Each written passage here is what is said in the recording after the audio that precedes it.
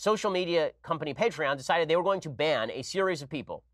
Now, I'm not a fan of some of these people, right? So these people include Milo Yiannopoulos, who I think is a terrible human being, and James Alsop, who is they call him a far-right political commentator. He's really just an alt-right guy. He was banned from Patreon as well. Patreon also banned Carl Benjamin, known as Sargon of Akkad, who is not like Milo and not like James Alsop. The bottom line is, they shouldn't be banning any of these people. Some of the intellectual dark web's biggest icons are getting together to defend Sargon of Akkad, Milo Yiannopoulos, and some other white nationalists who shouldn't even be mentioned, after those people got kicked off of Patreon because these intellectual dark web guys are defenders of freedom of speech, which of course explicitly states that Congress shall make no law abridging the freedom of speech or the press, and also monthly internet payment processors shall never impinge on a Britbonger's right to make money while harassing female video game journalists. So today, I'm not even gonna talk about Milo because who cares about Milo? He's like millions of dollars in debt. So let's talk about why Patreon banned Sargon of Akkad, because Patreon explicitly mentioned that this interview Sargon gave was what crossed the line. I just can't be bothered to deal with people who treat me like this. It's really annoying. Like, you are acting like a bunch of just so you know. You act like white. Exactly how you describe black people acting is the impression I get dealing with the alt-right. I'm just not in the mood to deal with this kind of disrespect. Yeah, so that's the one thing he said, and then he said another thing. Look, you carry on, but don't expect me to then have a debate with one of your why would I bother? Like, why would I bother? You act like enough class time now. Maybe you're just acting like a nigger, mate. Have you considered that? Do you think white people act like this?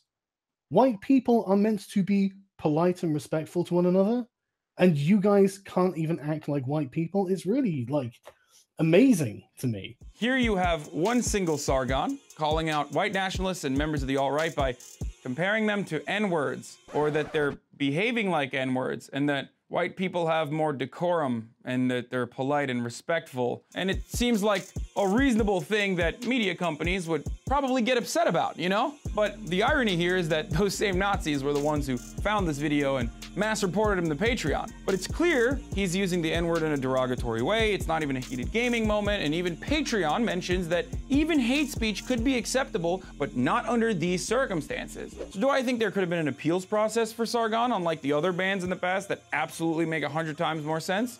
Yeah, I do. And I say this even though Sargon has done a lot of terrible things on the internet since riding the coattails of Gamergate into anti-SJW outrage clicks. He was even called a useful idiot by Andrew Anglin on the Daily Stormer for his anti-SJW rhetoric, providing a breeding ground for future Nazis. Sargon's repertoire, of course, ranges from telling victims of sexual assault that he wouldn't even rape them, to promoting the Nazi conspiracy that Heather Heyer died of a heart attack rather than the Nazi driving a car into the crowd. Real diverse guy in the marketplace of ideas, basically. And this is the most borderline case. The other two guys they banned are pure filth, and that's totally fine. But some principled academics have come out against Patreon for having a political bias against white nationalists and people who use the N-word in a clearly hateful way.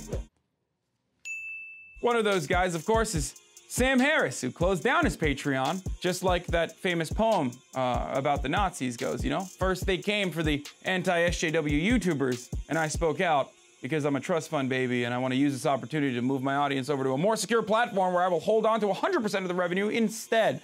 Or I think that was how that poem went. Moving on. And then there were others who didn't have the financial security to make that same bold claim that Sam did, defending the free speech rights of Milo, Sargon, and the other white nationalist I won't mention. I was actually considering deleting it right then and there, which no one in their right mind would do. No business person would do.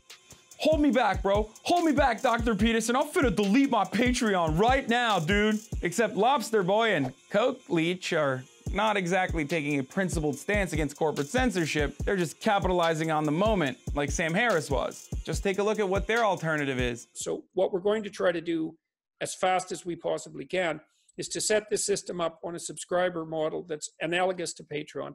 It'll have a bunch of additional features. Oh yeah, that's right, money. This is yet another opportunity for everyone's favorite daddy to milk his fan base by moving them away from Patreon to set up a competitor, which I'd love to figure out how they would, what kind of guidelines they would actually put You know, what kind of restrictions? Because either you're gonna have to put strict rules on who you allow on your platform, or it's gonna turn into another Gab. Now look, to all the Sargon fans, all the Sam Harris, intellectual dark web fans that are already in here in my mentions, all I'm gonna say is this, okay? Maybe you guys still think that these are your free speech heroes, but it turns out being a free speech hero is lucrative as hell. Can I ask you bluntly how much you make? I make $80,000 a month on Patreon. My book is selling about 20,000 copies a week. I have royalties that probably amount to something approximating $1.50 on each of those. The tours garner about $35,000 to $50,000 an evening.